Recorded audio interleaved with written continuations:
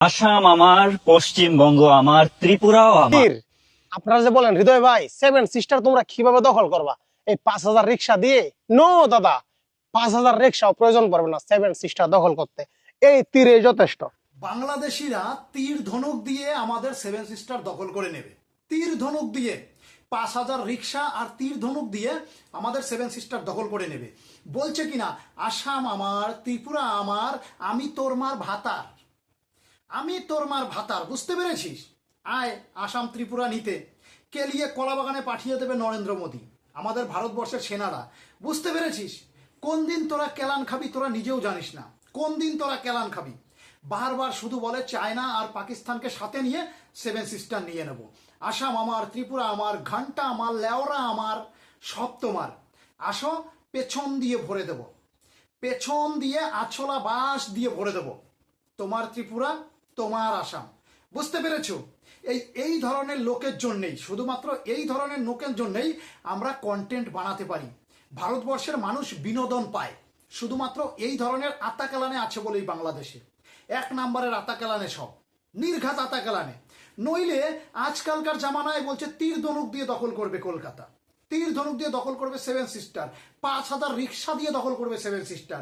আরে আতাকালানেরা, আয় আমাদের পশ্চিম বাংলায় যতগুলো সিভিক পুলিশ আছে না ভাই, আমাদের পশ্চিম বাংলায় যতগুলো সিভিক পুলিশ আছে সেইগুলোই শুধু একটা লাঠি হাতে দিয়ে মাঠে নামিয়ে দেব, তাতেই পুরো বাংলাদেশকে কেলিয়ে কলা বাগানে পাঠিয়ে দেবে।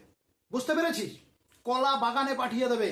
আর সবচাইতে বড় কথা, কেন আমি বুঝতে পারি না যে এরা হিন্দিতে কথা বলে না। তোরা হিন্দিতে কন্টেন্ট বানা ভাই, তোরা হিন্দিতে কন্টেন্ট বানা, আর এই কন্টেন্টগুলো পুরো ভারতবর্ষের মানুষ দেখুক। পুরো ভারতবর্ষের মানুষের দেখা প্রয়োজন আছে, নরেন্দ্র মোদীর দেখা প্রয়োজন আছে, অমিত শাহর দেখা প্রয়োজন আছে, যোগী আদিত্যনাথের দেখা প্রয়োজন আছে।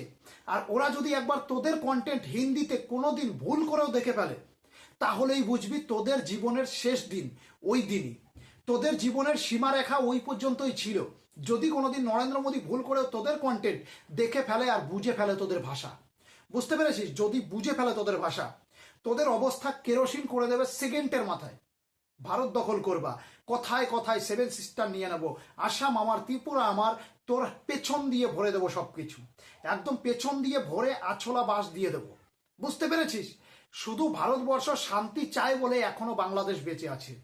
বাংলাদেশকে সারা জীবন উপকার করে চলেছে। বাংলাদেশের মানুষ ভারতবর্ষে এসে চিকিৎসা না করলে বাংলাদেশের মানুষ বাঁচবে না।